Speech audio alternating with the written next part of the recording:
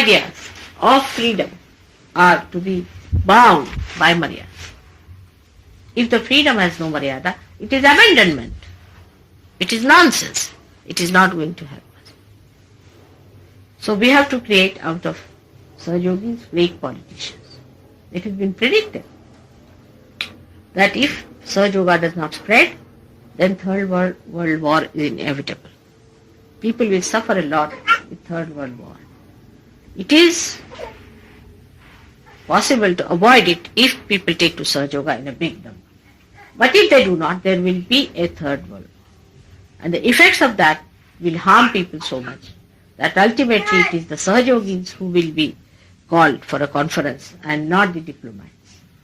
The Sahajogis will be consulted and they will decide what is to be done for the world, and they will become the rulers of tomorrow's world.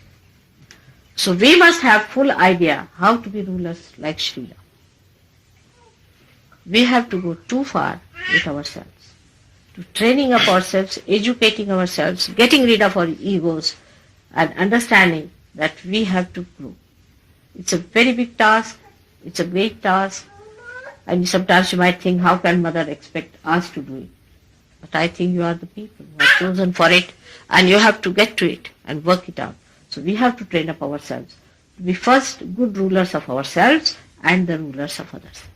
First we must learn to rule ourselves. You see, here in this body only you learn how to rule yourself. Comfort, if you get fond of comfort, make your body work it out that there is no comfort needed. If your body indulges into too much eating or anything, make your body learn that is not good to indulge into.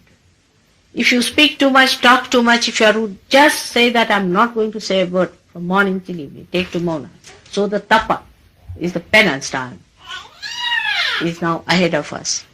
With that penance, the greatest thing that is going to help you is to go and talk of Sahajoga, give the message of my advent, and also talk about how the transformation, the blossom time has come.